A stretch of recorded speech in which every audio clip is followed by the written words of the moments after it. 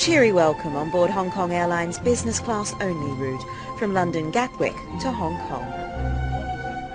Inside, the Club Classic cabin is kitted out with cradle-style business class seats, or you could be lying flat if you opt for Club Premium. Tickets start at around $2,800 US. That's roughly half the price of its competitors. London to Hong Kong is indeed a lucrative and busy business route, and the initial reaction has been positive. Sure, it sounds quite great, you know.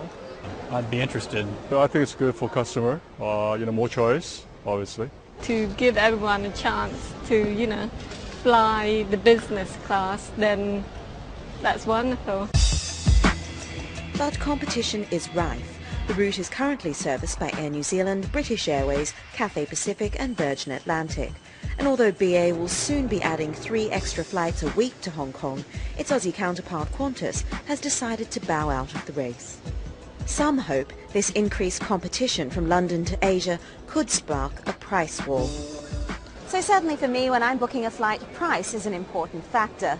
But for high-flying business travellers, there's other things to consider, like reliability, the convenience of flight times, and not to mention notching up those all-important air miles. I would try to fly certain airlines to accrue miles, but more importantly is my schedule and the comfort. Most of the business travelers like me do look for a program that does build in loyalty, and which is good for the airline and the passenger. While the price might be right, Hong Kong Airlines isn't part of any alliance as yet.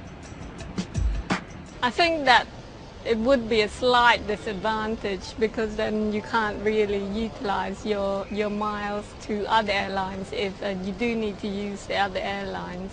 Well, not really, because at the end of the day, as you mentioned, that the price is good. So we are already getting a value out of it. So I don't think that it matters a lot.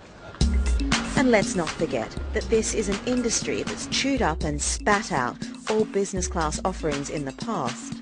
Transatlantic premium carriers MaxJet, Silverjet and EOS all collapsed in the financial crisis around 2008.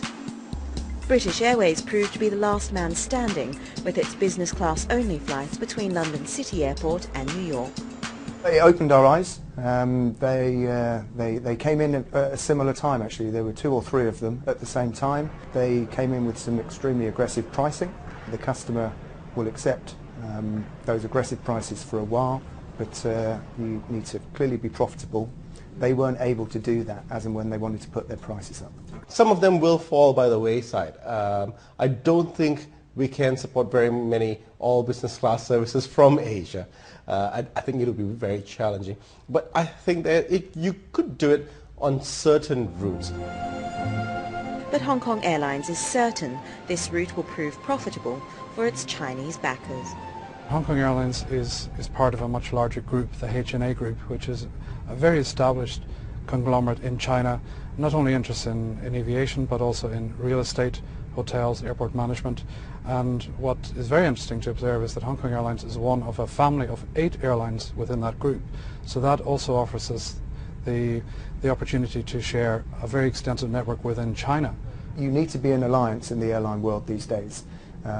Whether it's frequent flyer points, whether it's just more choice, flexibility. The customer is very demanding. They want value for money. If you're a standalone operator, the challenge there is that you don't have those alliances. The challenge to it is making enough money in the good times and the bad times. Historically, what we've seen is that when an economic crisis hits, the first thing to go is premium class. People stop flying business class because they want to cut costs. Companies want to cut costs. And that's going to be the challenge. Singapore Airlines, running an expensive set of planes, the A340s, on their ultra-premium routes, are confident they can weather any economic storm.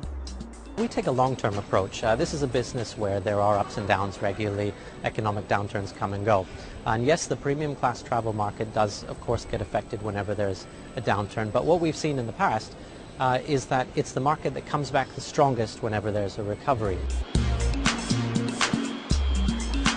To break even, Hong Kong Airlines needs to fly planes that are at least 3/4 full for the first 6 months. But with soaring fuel prices and 4 airlines currently operating 8 daily non-stop flights from London to Hong Kong, it's got its work cut out.